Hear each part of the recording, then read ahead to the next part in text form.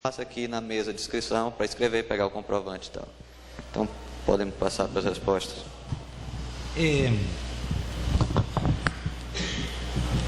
Bueno, nunca me atrevería a discutir. Yo llevo 2 meses en Ecuador. Sí, llevo 2 meses y medio en Ecuador y nunca me atrevería, digamos, a discutir con un ecuatoriano de pura cepa.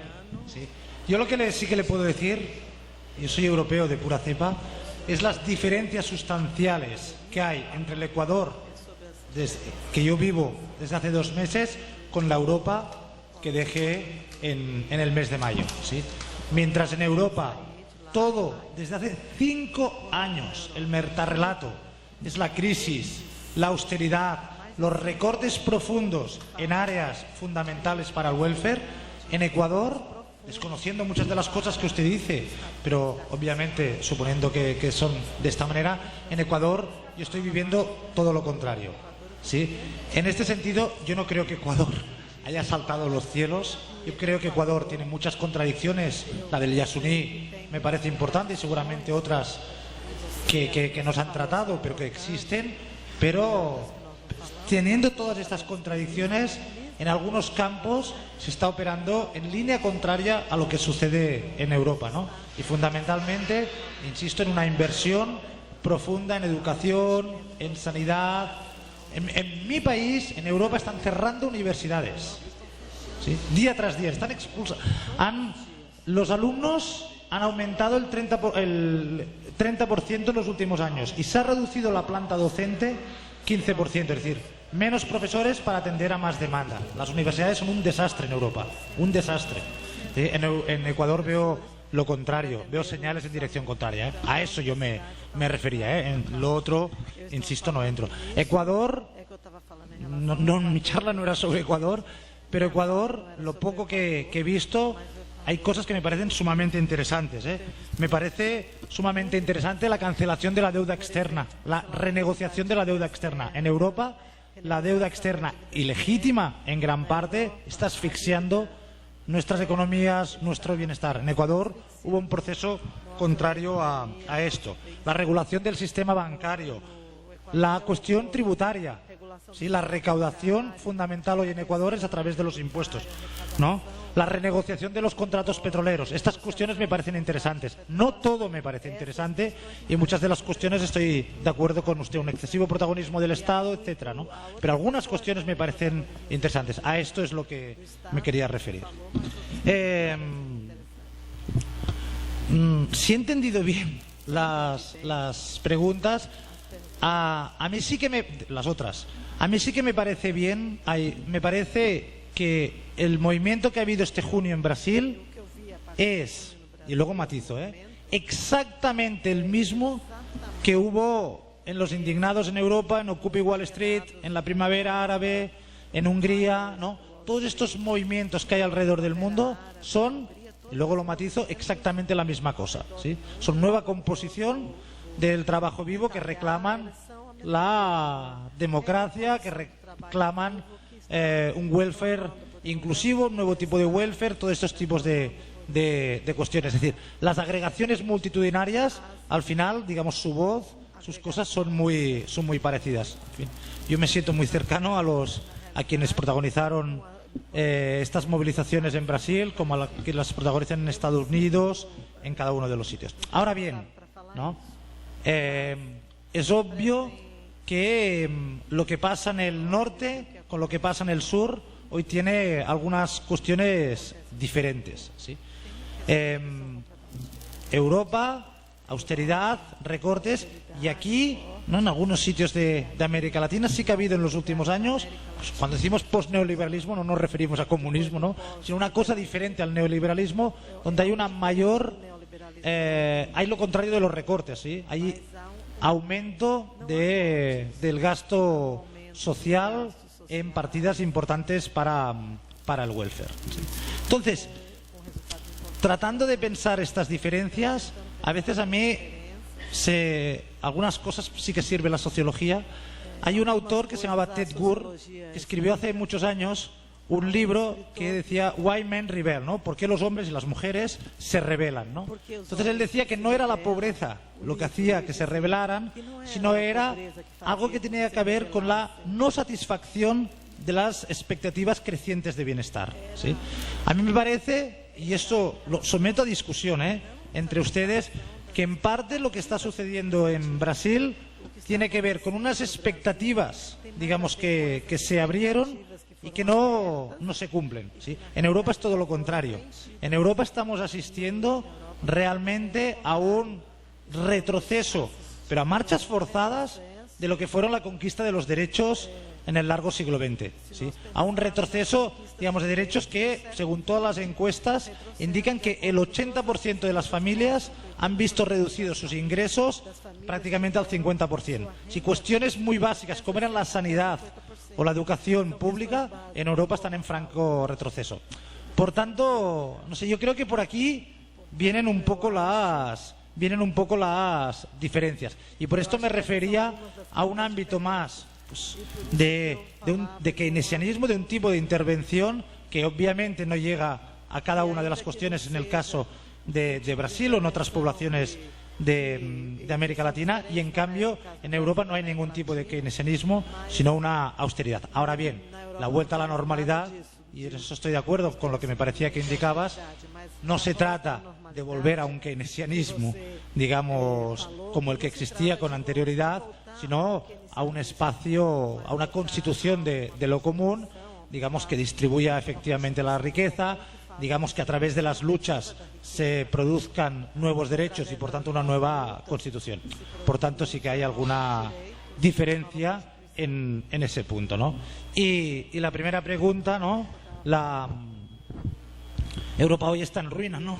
Los conceptos de centro y periferia, como los teóricos hablaban de esto, eran conceptos extraordinariamente dinámicos, ¿no?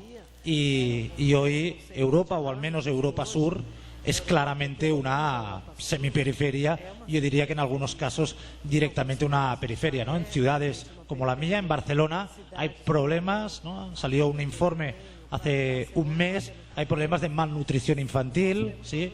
Hay problemas graves de 50.000 niños. En fin, a las escuelas en mi país, en España, ahora es verano, ahora son vacaciones y algunas las mantienen abiertas para que los niños puedan al menos tener una comida al día. Entonces, la informalización de la economía cada vez está más presente, que por tanto Europa Sur finalmente se ha mostrado tal y como es, que era un sitio de enormes asimetrías, de enormes diferencias, y para nada hoy es un continente rico, sino que más bien pues es un continente con enorme polarización social, ¿no? El hecho que un pequeño grupo de la población ha aumentado su riqueza en los últimos años, mientras la mayor parte la ha reducido, y se producen, insisto, fenómenos propios de economías, en fin, de lo que la teoría sociológica y política llamaba subdesarrollo, hoy está en el corazón de Europa.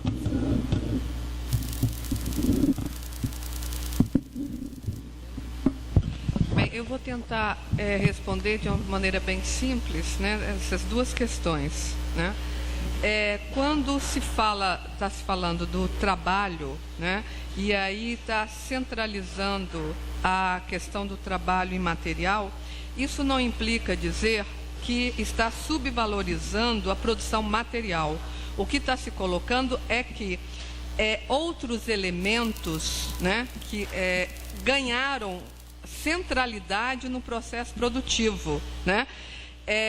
Inclusive uma centralidade que produz valor, né? Essa é a questão principal. São novos elementos que estão embutidos no processo produtivo, né? Do próprio bem material. É só me reportar aqui a fala do César hoje de manhã, quando ele citou o Paulo Virno, onde ele disse o seguinte, que antes, né, se tinha na entrada das fábricas um anúncio, né, silêncio, aqui se trabalha. E hoje não, hoje você tem o contrário, aqui se trabalha, fale, ou seja, a comunicação ela está inserida nesse processo produtivo, além de outros elementos. Eu me lembro bem de uma pesquisa que eu estou fazendo com os trabalhadores da indústria calçadista aqui no interior da Bahia, e quando eu fiz a pesquisa lá dentro do chão de fábrica e perguntei aos trabalhadores qual o lugar que eles ocupam ali no processo produtivo, eles me responderam, 90% me respondeu assim: nós somos tudo, né? A gente já passou por tudo, nós já rodamos a fábrica. Ou seja, e aí eles disseram, aí quando a gente sai, a gente vai, conhece, é bom que a gente conhece outras pessoas na fábrica e a gente ajuda, tal. Quer dizer, ali ficou claro que no processo produtivo existe o elemento comunicação, afeto, né? Conhecimento, e isso está sendo embutido no processo produtivo, né? Quer dizer, embutido e ganhando centralidade na produção de valor, né? Aí a outra questão, que é a questão da multidão. A multidão ele não é um conceito abstrato. Na verdade, a multidão é um conceito real, né? É só a gente olhar aí na rua e ver isso. Mas o que seria a multidão, né? A multidão, ela confirma, né, a emersão de múltiplas singularidades, e singularidades que surgem a partir dessa perspectiva relacional. E, portanto, o que a multidão está se contrapondo é essa ideia de uma organização social estática, né, presa a certas categorias. A multidão é um conceito que revela movimento, né? É um devir, é um movimento em devir, e ele é relacional. Então ele não dá para pensar a multidão preso a certas categorias, porque a multidão é fluida, né? Ela é um movimento.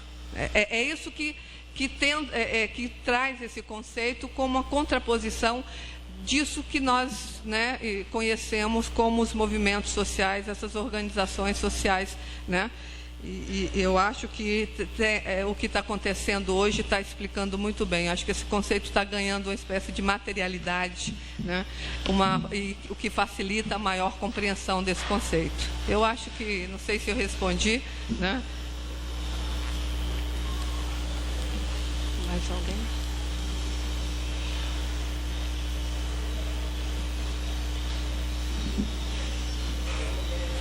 A questão... Você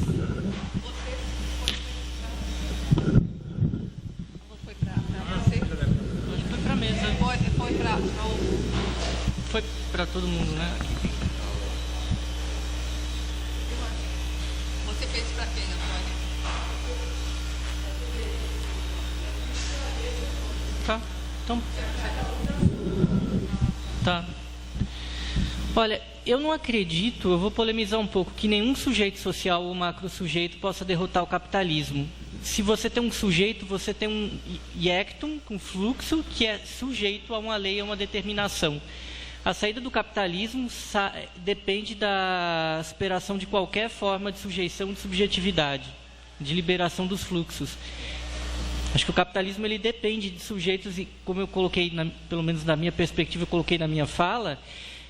Isso, por exemplo, quando a gente pega essa insistência em nomear e classificar a classe que ascende atualmente, é um demonstrativo disso. Ele precisa sujeitar, ele precisa tornar sujeito, para que ele nomeie e ele ordene de alguma maneira.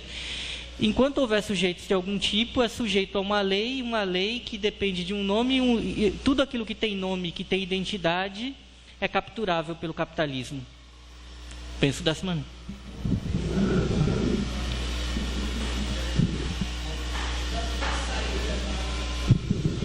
Tem. Eu acho que é mais fácil sair do capitalismo por um movimento como o Black Bloc, que nega o nome, nega a identidade, do que, por exemplo, por um partido socialista clássico. Que, tudo bem, toda luta começa identitária, mas quando a luta permanece identitária, ela caminha para a sedentarização, que é o que a gente viu, basicamente, com o movimento sindical, com o movimento socialista, e outros movimentos até que trabalham a questão de gênero, de raça. Ele acaba se enraizando e se tornando um alvo. O meu ver é isso. Antônio, eu não sei se eu entendi direito, mas assim, eu vou só colocar uma questão, seguinte, que o próprio conceito de identidade, ele, às vezes ele se coloca como uma grande armadilha, né? Porque ele às vezes se coloca como uma camisa de força. Está certo que é necessário que você tenha como ponto de partida uma autoafirmação, né, enquanto uma identidade. Mas essa identidade ela não pode se fechar em si mesmo, porque aí ela inviabiliza, né, o avanço de um movimento, o avanço do movimento da mulher, do negro, né, e ele fica preso em si mesmo. Então, essa questão ela tem que se colocar muito além, né? Por isso que a identidade ela só pode ser pensada enquanto um conceito em movimento, né? É um conceito que não pode fechar, ele tem que ser aberto, né?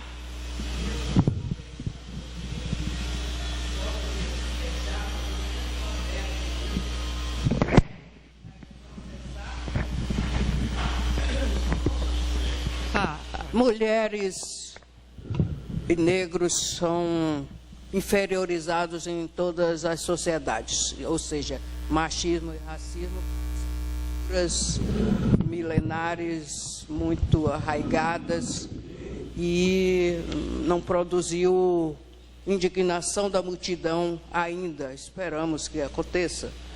Mas outros movimentos, a própria Revolução Francesa foi um grande movimento que abalou os séculos, né? Tanto lá no século XVII como XVIII e XIX, vários desses movimentos abalaram as formas de organização social. E hoje todas envelheceram, quer dizer, mas nesses processos todos, e do que sei, na Revolução Francesa as mulheres tiveram um grande papel, mas depois esquecidas também, né? Como na questão da identidade, para vir para a identidade, que eu quero, identidade em movimento, quer dizer, por exemplo, o movimento de mulheres e o movimento de negros precisam primeiro de se reconhecerem como sujeitos sociais. É um elemento revolucionário para você conseguir dar o passo seguinte.